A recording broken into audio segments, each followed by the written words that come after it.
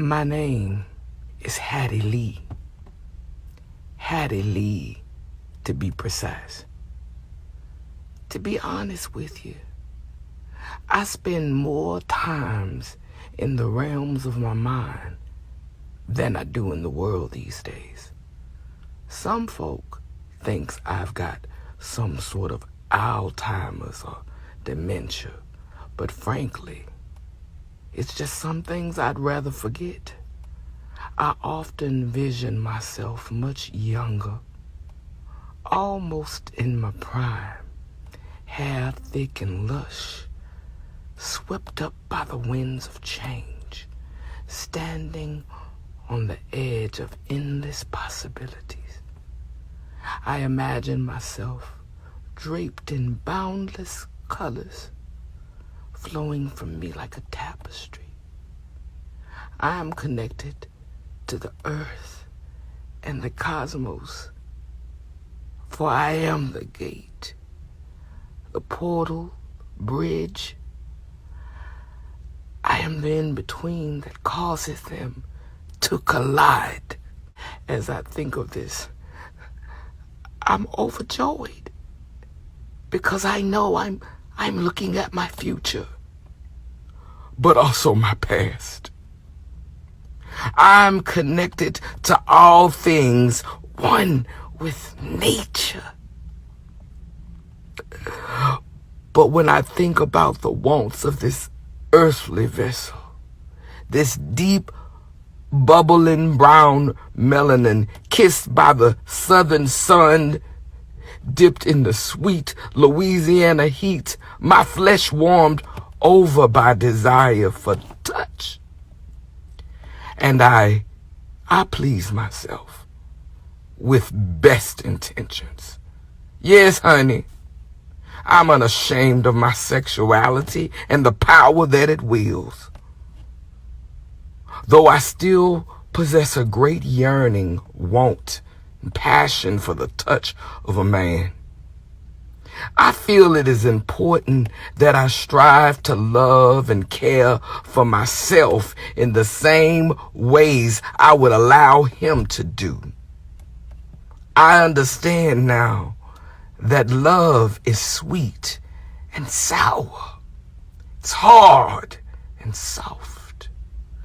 And hate, well, that's just love with a whole lot of the parts missing. When I first arrived here via my own mother's womb, coming of age, I had a shame for my complexion because the laws of the land decreed that I was last because I was a girl. Then, as a woman with this dark-skinned complexion, it seemed very hard for me. I was stripped of my sovereignty. I was stripped of my faith, my foundation, and my own spirituality. It was like they took my essence. Having to raise a mess of children and take care of a household, it was like they took right smart of the fight out of me. Right smart of what I had left in me to fight. I couldn't leave anything to chance. My whole family was in need of my care.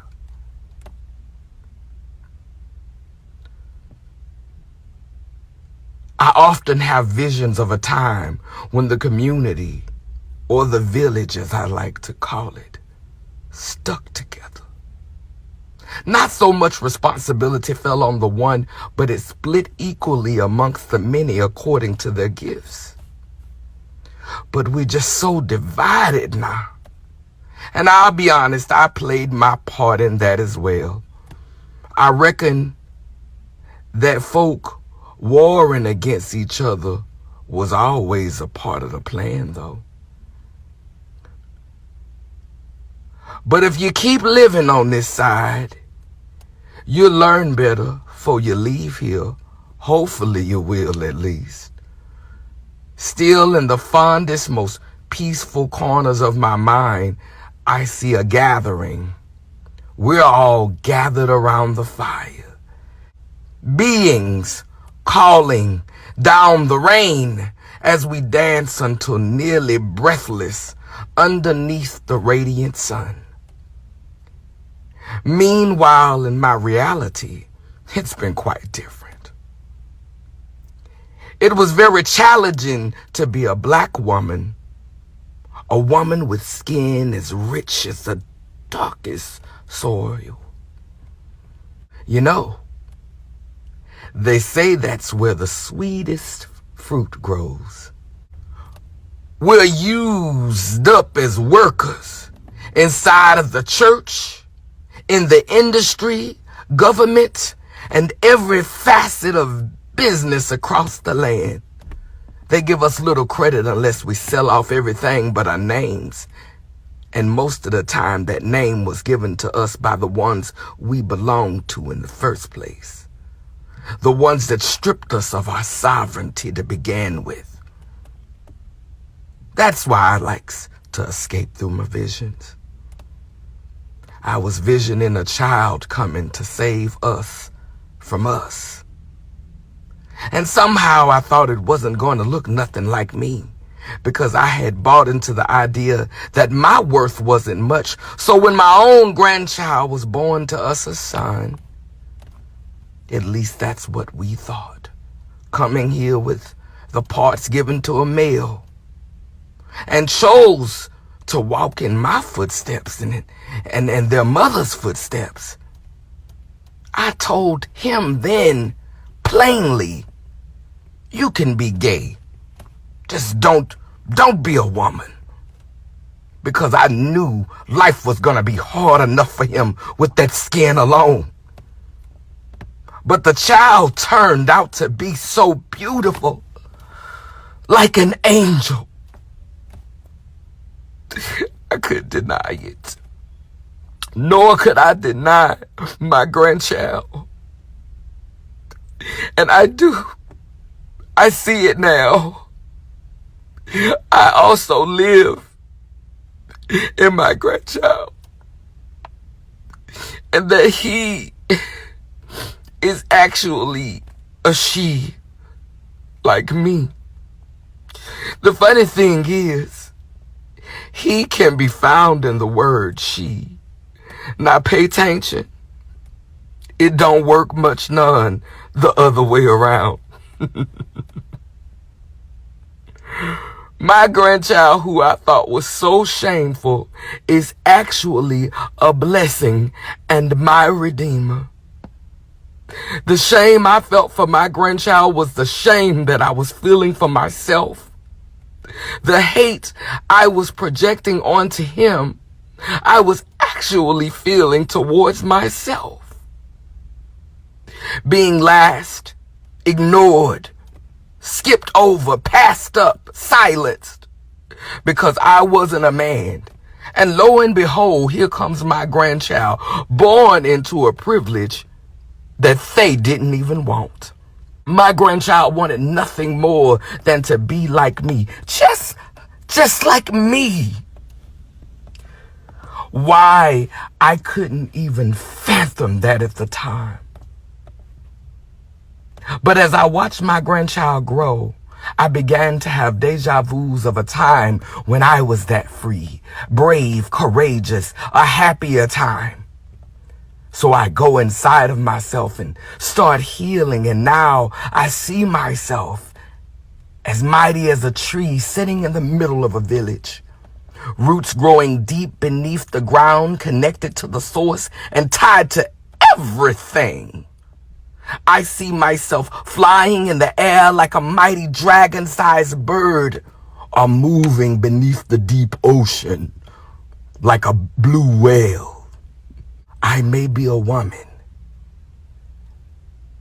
that this world pretends has no value. I am still the portal for life, the doorway to the future, the nurturer of tomorrow, whether my womb is full or barren.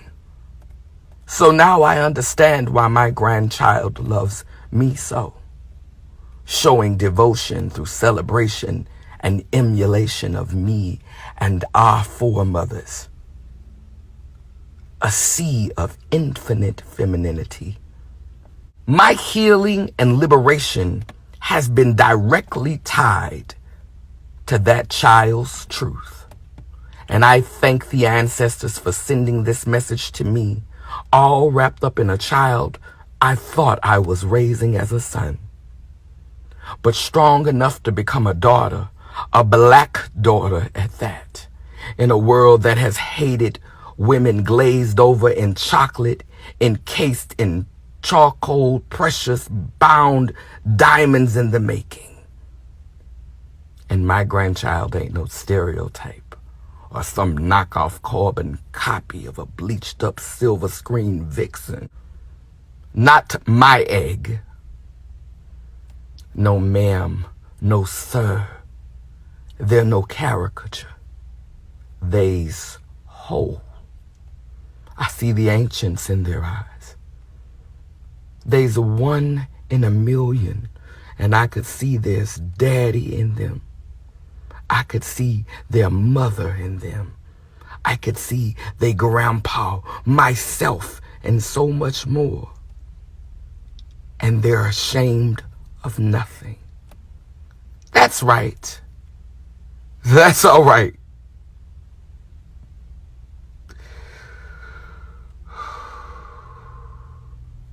And that's not stock or product. Ain't no gimmick or trick to it.